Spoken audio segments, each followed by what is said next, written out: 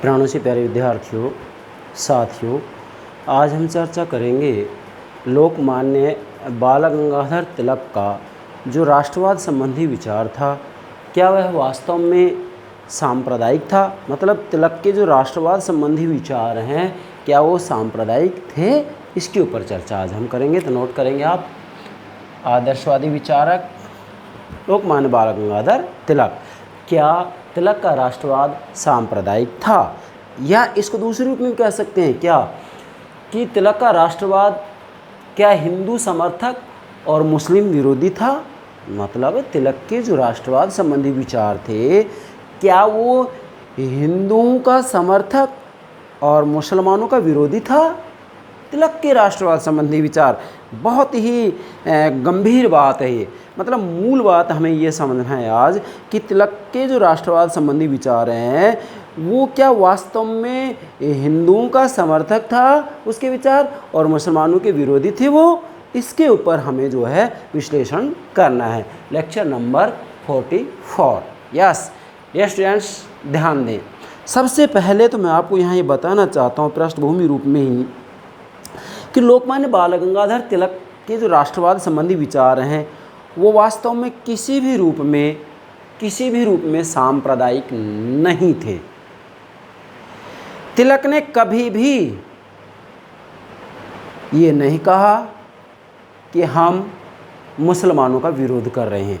वास्तविक रूप में मुसलमानों का जो विरोध है वो तो स्वयं ब्रिटिश नौकरशाही के द्वारा किया जा रहा था। मतलब ब्रिटिश नौकरशाही स्वयं चाहती थी, जब कांग्रेस की शक्ति बढ़ रही थी, कांग्रेस की स्थापना, भारतीय राष्ट्रीय कांग्रेस की स्थापना 1885 में एवोम के द्वारा की गई थी। तो जैसे भारतीय राष्ट्रीय कांग्रेस की शक्ति बढ़ती जा रही थी, तो ब्रिटिश सरकार ने, ब्रिटिश नौकरशाही ने इसका तरीका ढूंढा कि भाई इनकी शक्ति को कमज़ोर कैसे किया जाए। तो इन्होंने फूट डालो और राज करो की नीति अपनाई। तो इन्होंने सबसे पहले हिंदू और मुसलमानों में ही फूट डालने का प्रयास किया। इसलिए वास्तविक रूप में मुसलमानों का जो विरोध करने की बात आती है, वो तिलक ने नहीं किया, बल्कि वास्तविक रूप में हिंदू और मुसलमानों में मतभेद पैदा करने का कार्य ब्रिटिश नौकरशाही ने किया था। ये आपको ध्यान में रखना है। इसके बाद में एक बात समझाई जाएगी। चलिए बेटा इधर देखें। सबसे पहले हमें ये देखना है कि लोकमान्य बाल गंगाधर तिलक का मूल लक्ष्य क्या है। तो वास्तविक रूप में लोकमान्य बाल गंगाधर तिलक का जो राष्ट्रवाद संबंधी विचार है, इसका मूल लक्ष्य है स्वराज्य की प्राप्ति, भारत की आज़ादी, भारत की स्वतंत्रता। यस, आगे देखो, जो ये आदर्शवादी विचारक हैं भारत के, जिसमें अरविंद घोष, दयानंद सरस्वती, लाल बाल पाल, ये 5 आते हैं। तो ये यूरोप के आदर्शवादी विचारकों से प्रभावित हुए हैं। यूरोप के आदर्शवादी विचारकों में विशेषकर हम हीगल और इमैनुअल कांट को लेते हैं। इसी के साथ में राजनीति दर्शन के जनक या राजनीति सिद्धांत के जनक प्लेटो को भी लिया जा सकता है। तो यूरोप के आदर्शवादी विचारक ये कहते हैं कि भाई विचार या चेतना इस सृष्टि का सार तत्व है। तो तिलक ने भी इस बात को स्वीकार किया कि भी विचार या चेतना इस सृष्टि का सार तत्व है। इसके बाद हम दूसरी बात ये है कि प्रत्येक प्रकार की सामाजिक संस्था विचार या चेतना की अभिव्यक्ति है। ये भी यूरोप के आदर्शवादी विचारक कह रहे हैं, और भारत के आदर्शवादी विचारकों ने भी इस बात को स्वीकार किया है कि प्रत्येक प्रकार की जो सामाजिक संस्था होती है वो विचार या चेतना की अभिव्यक्ति होती है। और भारत के अंतर्गत आधुनिक भारतीय राजनीतिक चिंतन में हम 5 आदर्शवादी विचारकों का अध्ययन कर रहे हैं, जिसमें 5वां अंतिम विचारक चल रहा है अरविंद घोष, दयानंद सरस्वती, लाला लाजपत राय, विपिन चंद्र पाल, लोकमान्य बाल गंगाधर तिलक। ये 5 आदर्शवादी विचारक आते हैं। वास्तविक रूप में आधुनिक भारतीय राजनीतिक चिंतकों को समझना हो तो स्वतंत्रता आंदोलन को 3 कालों में विभाजित करना पड़ेगा आपको। पहला काल है उदार राष्ट्रीयता का काल, जिसका नेता गोपाल कृष्ण गोखले, और उसका जो समयावधि होगी वो 1885 से 1905 तक होगी। दूसरा है उग्र राष्ट्रीयता का काल, जिसके नेता तिलक हैं, इसका काल 1906 से 1919 होगा।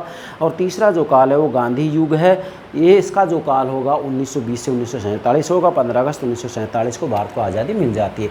अब हमें मूल बात ये समझनी है कि जो तिलक है, क्या तिलक का राष्ट्रवाद सांप्रदायिक था। मतलब क्या तिलक का जो राष्ट्रवाद था, इसने हिंदू और मुसलमानों में वैमनस्य की भावना पैदा की है, ये हमें देखना है। इसको हम 2 खंडों में, 2 भागों में विभाजित कर समझेंगे। देखिए, सबसे पहले तो हम डायग्राम बनाएंगे इसके। यहाँ मैंने सुविधा के लिए 4 डायग्राम बनाए, इससे ही आप इसकी सारी बातें समझ सकते हैं। नंबर 1, ब्रिटिश नौकरशाही, मतलब ब्रिटेन की जो नौकरशाही है, ब्रिटिश नौकरशाही ने तिलक के राष्ट्रवादी चिंतन को सांप्रदायिक राष्ट्रवाद की संज्ञा दी है। जरा ध्यान दीजिएगा, तिलक के राष्ट्रवाद संबंधी विचारों को ब्रिटिश नौकरशाही ने ये कहा कि भाई जो तिलक के राष्ट्रवाद संबंधी विचार हैं या तिलक के जो राष्ट्रवादी चिंतन है वो सांप्रदायिक है। मतलब यहाँ ब्रिटिश नौकरशाही कह रही कि भाई जो तिलक हैं, लोकमान्य बाल गंगाधर तिलक हैं, वो हिंदू और मुसलमानों में वैमनस्य की भावना पैदा कर रहे हैं, और जो तिलक का राष्ट्रवाद है वह वास्तविक रूप में सांप्रदायिक है। अर्थात इनका कहना ये है कि तिलक का जो राष्ट्रवाद है वो हिंदुवादी राष्ट्रवाद है और मुसलमानों का ये कट्टर विरोधी है। ये ब्रिटिश नौकरशाही कह रही है, लेकिन वास्तविकता ये नहीं है। कैसे? 2 नंबर डायग्राम।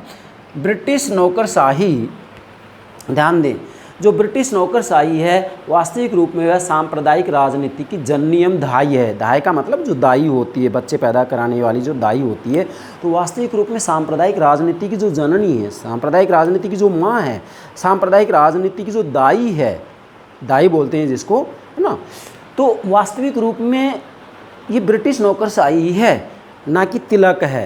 भाई ब्रिटिश नौकरशाही तो आरोप लगा रही तिलक के ऊपर, लेकिन वास्तविकता ये है कि ब्रिटिश नौकरशाही सांप्रदायिक राजनीति की जननी है, धाई है, माँ है।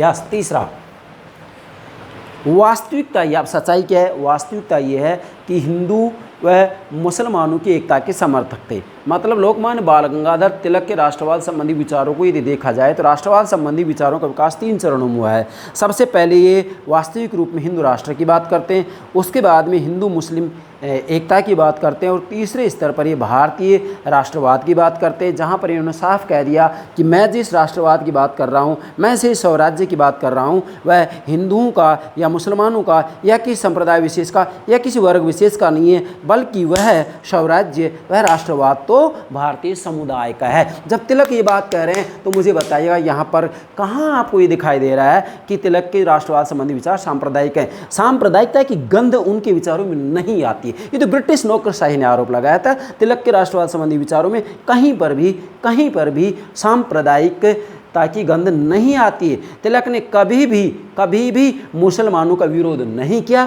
तिलक हिंदू और मुसलमानों की एकता के समर्थक थे। यस। चौथा है, ब्रिटिश नौकरशाही दोहरी चाल चल रही थी। हाँ, ब्रिटिश नौकरशाही दोहरी चाल चल रही थी। दोहरी चाल ये चल रही थी, नंबर 1 पहली चाल कि तिलक को हिंदू राष्ट्रवादी कहते थे। ये मतलब ब्रिटिश नौकरशाही तिलक को खुल करके हिंदू राष्ट्रवादी कह रहे हैं और कह रहे हैं कि तिलक मुसलमानों के विरोधी हैं, पहली चाल। दूसरा, मुस्लिम समुदाय की तुष्टीकरण की नीति अपना रहे थे ये। मतलब ब्रिटिश नौकरशाही एक तरफ तो हिंदुओं को स्पष्ट कहा जा रहा है हिंदू के बारे में कि जो तिलक हैं वो हिंदू के समर्थक हैं, हिंदू राष्ट्रवादी हैं, लेकिन दूसरी तरफ ये मुसलमानी जो समुदाय है, मुसलमानों के समुदाय की तुष्टीकरण की नीति अपना रहे हैं। मतलब ये मुसलमानों को एक तरफ संतुष्ट करने का प्रयास करें। क्यों? क्योंकि फूट डालो राज करो की नीति इनका मूल आधार था। जबकि वास्तविकता ये है कि तिलक के राष्ट्रवाद संबंधी विचारों में कहीं पर भी सांप्रदायिकता की गंध नहीं आती है, कहीं पर भी। उन्होंने तो हिंदू और मुसलमानों की एकता की बात की और लास्ट में तीसरे स्तर पर जाकर साफ कह दिया कि मैं जिस स्वराज्य की बात करता हूं वह स्वराज्य किसी संप्रदाय विशेष का, किसी वर्ग विशेष का नहीं है, बल्कि भारतीय समुदाय का स्वराज्य है। यह राष्ट्रवाद भारतीय समुदाय का राष्ट्रवाद है, ना कि हिंदू का, ना कि मुसलमानों का, ना कि गरीब का, ना कि अमीर का, किसी वर्ग विशेष का नहीं, किसी संप्रदाय विशेष का नहीं। तिलक ने साफ कही ये बात, उसके बावजूद ब्रिटिश नौकरशाही इसके ऊपर आरोप लगा रही है, जो कि सच्चाई नहीं है। अब आइए इधर, फिर भी मुस्लिम समुदाय का हितैषी माना मुस्लिम नेताओं ने। अब जरा ध्यान दें, मतलब यहाँ पर ब्रिटिश नौकरशाही ने साफ कह दिया है कि जो तिलक है, तिलक के राष्ट्रवाद संबंधी विचार हैं वो वास्तविक रूप में सांप्रदायिक हैं, मुसलमानों के विरोधी हैं, तिलक हिंदू राष्ट्रवाद की बात करते हैं। ये बात कह दी गई है किसके द्वारा? ब्रिटिश नौकरशाही के द्वारा।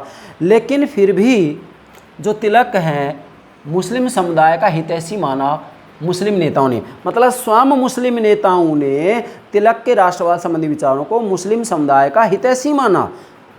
स्वयं जो मुस्लिम नेता हैं वो तिलक के बारे में कह रहे हैं कि तिलक मुसलमानों के हित में हैं, और उसके बावजूद ब्रिटिश नौकरशाही इनके ऊपर सांप्रदायिक होने का आरोप लगा रही है, हिंदू राष्ट्रवादी होने का आरोप लगा रही है। इसमें सच्चाई नहीं है।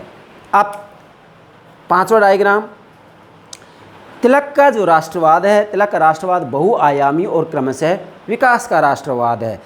मतलब बहुआयामी इसलिए है कि तिलक ने वास्तविक रूप में सांस्कृतिक राष्ट्रवाद, सामाजिक राष्ट्रवाद, आर्थिक राष्ट्रवाद, धार्मिक राष्ट्रवाद की बात की है। मूलतः 4 प्रकार के राष्ट्रवाद की बात की है: धार्मिक, सामाजिक,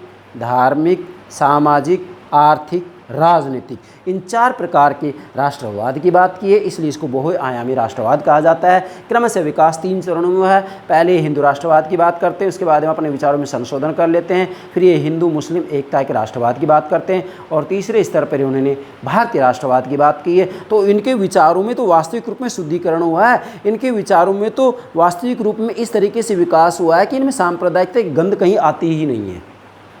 अब हम तिलक का राष्ट्रवाद सांप्रदायिक था या नहीं, ये 2 बिंदुओं के आधार पर समझेंगे। पहला है तिलक पर सांप्रदायिक राष्ट्रवादी होने का आरोप।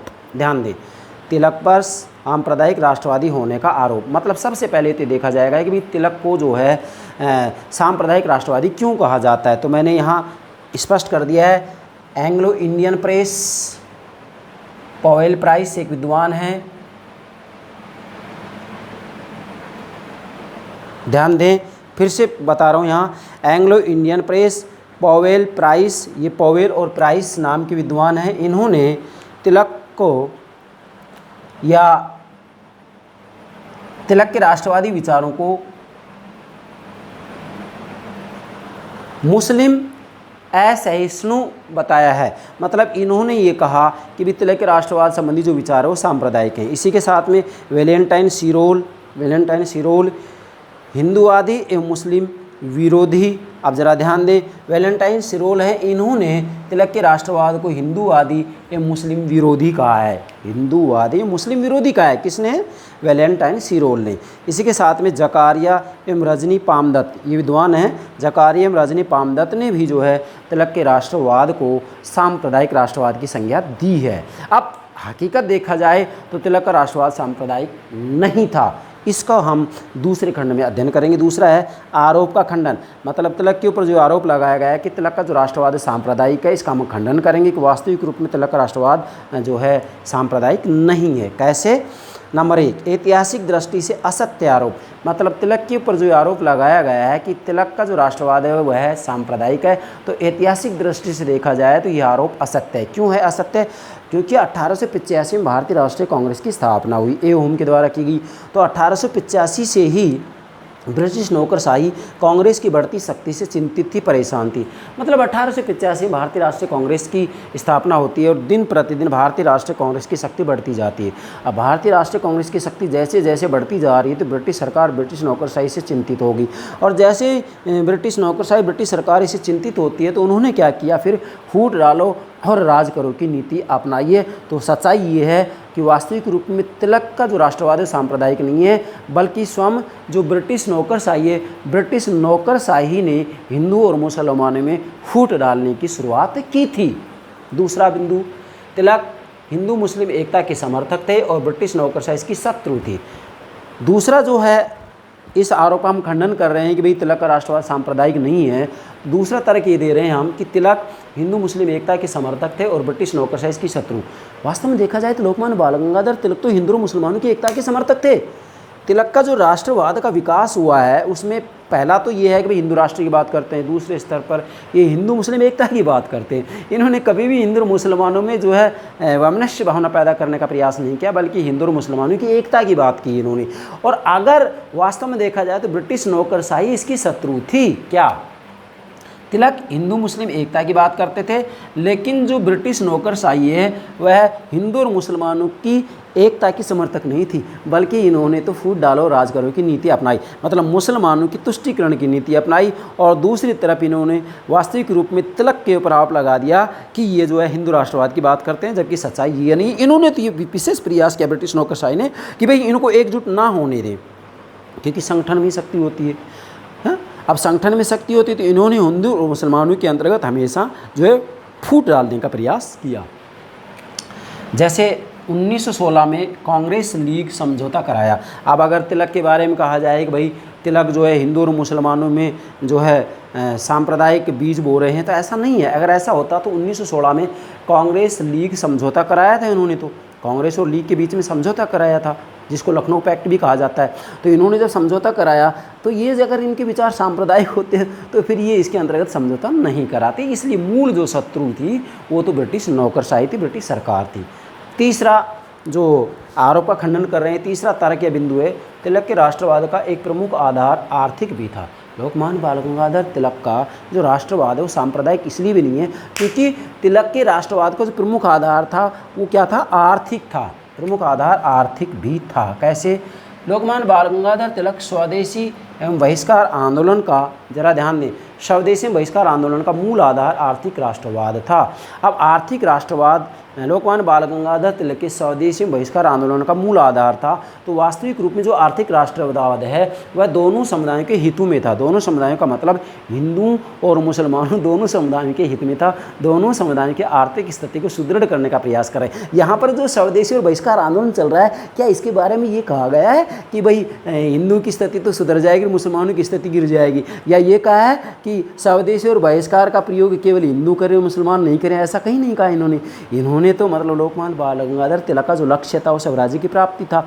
उस स्वराज्य की प्राप्ति के लिए, उस लक्ष्य की प्राप्ति के लिए इन्होंने 4 साधनों की बात की थी, स्वदेशी, बहिष्कार, राष्ट्रीय शिक्षा, निष्क्रिय प्रतिरोध। तो ये 4 साधनों की जो बात की थी वो सबके लिए की थी, केवल हिंदू की बात नहीं है ये। इसलिए सच्चाई ये है कि तिलक का जो राष्ट्रवाद है सांप्रदायिक नहीं था। ये तो हिंदू और मुसलमान इन दोनों की आर्थिक स्थिति को सुधारने का प्रयास कर रहे हैं और वास्तविक रूप में स्वराज्य की बात कर रहे हैं। तो इन्होंने साफ कह दिया कि मैं जिस स्वराज्य की बात कर रहा हूँ वह स्वराज्य किसी संप्रदाय विशेष का नहीं है, वह स्वराज्य किसी वर्ग विशेष का नहीं है, वह स्वराज्य हिंदुओं के लिए नहीं है, वह स्वराज्य मुसलमानों के लिए नहीं है, बल्कि वह स्वराज्य तो भारतीय समुदाय के लिए। अब इतनी बात इन्होंने कह दी, फिर इनको पर आरोप लगाया जा रहा है कि इनके विचार सांप्रदायिक है, तो ये मिथ्या आरोप है। चौथा, तिलक मुस्लिम विरोधी नहीं थे। वास्तव में देखा जाए तो लोकमान्य बाल गंगाधर तिलक मुस्लिम विरोधी नहीं थे। जैसे यहाँ कहा है ना, हिंदुओं के समर्थक थे, मुस्लिम विरोधी, तो ये मुसलमानों के विरोधी नहीं थे, नहीं थे, नहीं थे। कैसे? ब्रिटिश राज या ब्रिटिश नौकरशाही मुस्लिम समुदाय को मोहरी की तरह इस्तेमाल करने को आतुर था। मतलब जो तिलक थे वो मुसलमानों के विरोधी नहीं थे, बल्कि यहाँ जो ब्रिटिश सरकार थी, ब्रिटिश नौकरशाही थी, वो मुसलमानों को एक मोहरे के रूप में इस्तेमाल करना चाह रही थी, जिससे कि भारतीय राष्ट्रीय कांग्रेस की शक्ति को दुर्बल किया जा सके, कमज़ोर किया जा सके, और जो स्वतंत्रता आंदोलन है वह कमज़ोर पड़ जाए। इसलिए मुसलमानों को ये हमेशा एक मोहरे की तरह इस्तेमाल कर रहे थे। कौन? ब्रिटिश नौकरशाही, ब्रिटिश सरकार। तो इसलिए तिलक के ऊपर यह आरोप लगाना गलत है कि तिलक के राष्ट्रवाद संबंधी विचार सांप्रदायिक थे, हरगिज नहीं थे। 5वां है, राष्ट्रवादी मुस्लिम नेता तिलक के प्रशंसक थे। मतलब तिलक के ऊपर जो आरोप लगाया गया है कि भाई तिलक के राष्ट्रवादी जो विचार हैं वो सांप्रदायिक हैं, तो उस आरोप का हम खंडन कर रहे हैं 5वें बिंदु के आधार पर, 5वें तर्क के आधार पर कि राष्ट्रवादी मुस्लिम नेता तिलक के प्रशंसक थे। अगर भाई तिलक के राष्ट्रवाद संबंधी विचार सांप्रदायिक होते तो स्वयं जो मुस्लिम नेता थे, स्वयं जो मुस्लिम नेता थे, क्या स्वयं जो मुस्लिम नेता थे वो तिलक के प्रशंसक थे। राष्ट्रवादी मुस्लिम नेता तिलक के प्रशंसक थे। अगर मुस्लिम नेता तिलक के विचारों के प्रशंसक है तो कैसे कह सकते हैं कि इनके विचार सांप्रदायिक थे? हरगिज नहीं। और वो नेता कौन थे? आप स्वयं अध्ययन कर सकते हैं, पूरा डिटेल्स देख सकते हैं। मोहम्मद अली तथा मौलाना शौकत अली अंसारी, आसफ अली, ये नेता तिलक को राष्ट्रवादी नेता मानते थे, हिंदू पुनरुत्थानवादी नहीं मानते थे, हिंदू राष्ट्रवादी नहीं मानते थे, हिंदू के समर्थक नहीं मानते थे कि भाई केवल हिंदू के समर्थक है, नहीं, बल्कि ये मुस्लिम नेता वास्तविक रूप में तिलक के प्रशंसक थे कि तिलक भारत राष्ट्र की बात कर रहे हैं, तिलक किसी भी रूप में हिंदू और मुसलमानों में वैमनस्य की बात नहीं कर रहे हैं। तिलक का राष्ट्रवाद सांप्रदायिक नहीं है, नहीं है, नहीं है। मुस्लिम नेताओं ने ये बात स्वीकार की है, उसके बावजूद इनके ऊपर आरोप लगाया जाए कि तिलक का राष्ट्रवाद सांप्रदायिक है, तो ये मिथ्या आरोप है। इसके बाद में छठा तर्क है, छठा बिंदु, तिलक, नोट करें,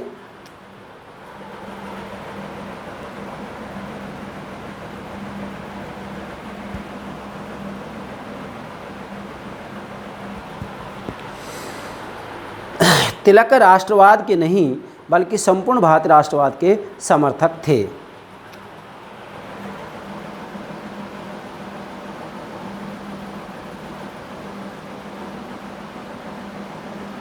तिलक व गिरच एक विद्वान है, तिलक व गिरच राष्ट्रवाद के नहीं बल्कि संपूर्ण भारतीय राष्ट्रवाद के समर्थक थे। जरा ध्यान दीजिएगा, तिलक